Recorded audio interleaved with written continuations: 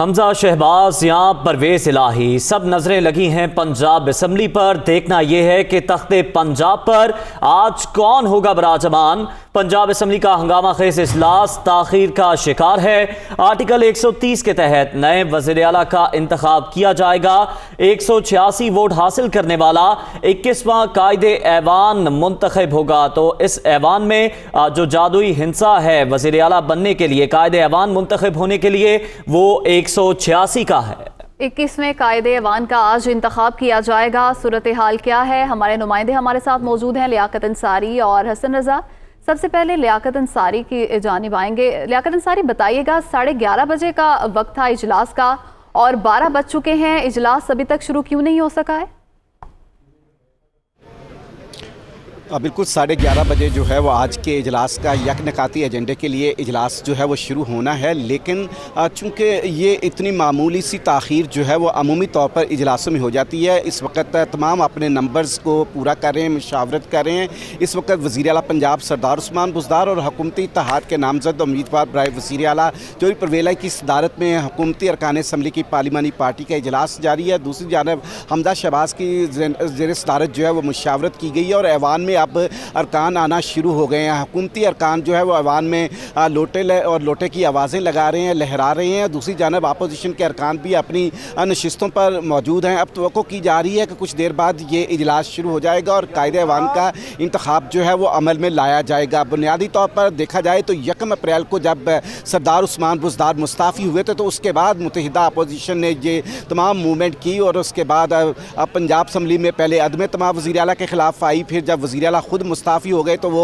अदम एतमाद की तहरीक गैर मौसर हो गई और फिर जो है उनके मुस्ताफ़ी होने के बाद नए कायदे ऐवान के इंतखाबी अमल की तरफ जो है वो पंजाब असम्बली सेक्रेटेरिएट ने कार्रवाई की। मामला तो उलझे सुलझे हाई कोर्ट में गए, लेकिन बिलाखिर वो दिन आज आ गया है जब नए कायदे ऐवान का इंतखाब होना है। तो पंजाब असम्बली में अब सूरत हाल ये लग रही है कि एक तरफ जो है वो जो विजिटर गैलरीज़ हैं वहाँ पर तकरीबन 200 से ज़ायद मेहमानों के कार्ड के अजरा के लिए डिप्टी स्पीकर ने सेक्रेटरी असम्बली को ख़त लिखा है और उसके वाले में उसके जवाब में सेक्रेटरी असम्बली ने उनसे इस्तदा की है कि इस तरह क्योंकि जो विजिटर गैलरीज़ हैं और जो ऑफिशियल गैलरी बॉक्स हैं इनमें थोड़ा सा फ़र्क है। जो ऑफिशियल बॉक्सेस हैं वो बिल्कुल ऐवान के साथ हैं, वहाँ से कोई भी रुकन जो है वो जंप लगा कर आ सकता है। लेकिन जो रूटीन में जो विजिटर गैलरी है ज़रा वो फासले पर है, वहाँ से आना मुश्किल है। तो उन्होंने ये ख़त में इस्तदा की है कि आप जो ऑफिशियल गैलरी है उसके लिए कार्ड अजरा ना करवाएं। बहरहाल वो ख़त किताबत का सिलसिला और आपस में सर्द जंग जारी है। दूसरी जानब हुकूमती टीम इस वक्त मशावरत कर रही है कि उनके जो मनहरफ अरकान दूसरी जानब वोट देने जा रहे हैं तो उनको ऐवान में वोट डालने से किस तरह रोकना है, जो है एहतजाज करना है डिप्टी स्पीकर के सामने आइन और कानून के मुताबिक जो है वो स्पीच करनी है या फिर कोई और किसी तरह जारहाना हिकमत अमल इख्तियार करनी है। बहरहाल ये तो जो इतलात है कि तहरीक इंसाफ का रद्द अमल अपने मुनहरफ अरकान के हवाले से ज़रूर सामने आएगा। ठीक है, रद्द अमल भी सामने आ सकता है मुनहरफ अरकान को लेकर पाकिस्तान तहरीक इंसाफ का। लियाकत हमारे साथ ही मौजूद रहिएगा। हमारे नुमाइंदे हसन रजा हमारे साथ मौजूद हैं जो कि ऐवान के अंदर हैं। हसन, आप बताइएगा इस वक्त ऐवान के अंदर आप मौजूद हैं, क्या माहौल देख रहे हैं? इजलास इस वक्त ताखीर का शिकार है, कब तक इजलास शुरू होगा? देखिए, इजलास जो है वो शुरू तो 11:30 के करीब होना था, लेकिन अभी कुछ देर कबल जो है कुछ मेंबरान असम्बली ऐवान के अंदर पहुंचे और पहुंचने के बाद फिर दोबारा चले गए। ऐसा तकरीबन 2 दफ़ा हो चुका है गुज़श्ता तकरीबन कोई 15 से 20 मिनट के दौरान। इसी तरह जो है वो चौधरी परवेज इलाही वज़ीर आला पंजाब जो है जो तहरीक इंसाफ और काफ़ी के अरकान असम्बली हैं उनसे दिखाई दे रहे हैं। जैसे यहाँ पर में कुछ देर कबल जो है जो पाकिस्तान मुस्लिम लीग नून और इत्तेहादी थे वो यहाँ पर पहुंचे तो उनके साथ जब जैसे कुछ मेंबरान असम्बली जो पाकिस्तान तहरीक इंसाफ से यहाँ पर पहुंचे लोटे की यहाँ पर नारेबाजी की गई। इस वक्त अगर ऐवान की सूरत हाल का आपको तफसीली बताऊं तो तकरीबन पाकिस्तान तहरीक इंसाफ की यहाँ पर 4 खवातीन मौजूद है इस वक्त ऐवान में जो बैठी है और तकरीबन 25 के करीब यहाँ पर अफराद मेंबरान असम्बली जो मर्द है वो यहाँ पर मौजूद है।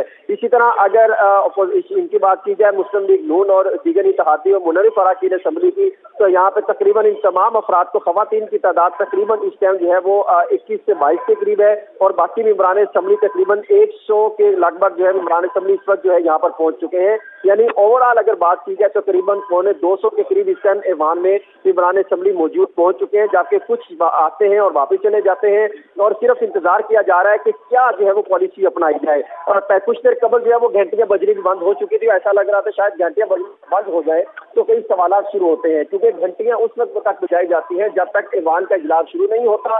और जब अब क्योंकि कुछ देर बाद तकरीबन 20 मिनट बाद दोबारा जो है वो घंटियां बजनी शुरू हो चुकी हैं और यहाँ पर जो मेहमान थे वो मेहमान वाली गैलरी भरती दिखाई दे रही है, जिसका कल तो हमें ये बताया गया था कि यहाँ पर मेहमान नहीं पहुंचेंगे, लेकिन इस वक्त तकरीबन 70 से ज्यादा मेहमान हैं वो यहाँ पर पहुंच चुके हैं जो मेंबरान असेंबली के साथ आए हैं, चाहे वो डिप्टी स्पीकर ने इजाजत दी हो या स्पीकर कहीं से भी इजाजत लेके वो यहाँ पर पहुंच चुके हैं। कुछ अफराद जो है प्रेस गैलरी में उनको आने की इजाजत दे दी गई है और तकरीबन जो मेहमान है उनको फिर यहाँ से जी हसन रजा और लियाकत अंसारी हमारे साथ मौजूद थे और तमाम सूरत हाल से आगाह कर रहे थे। आप दोनों का बहुत शुक्रिया।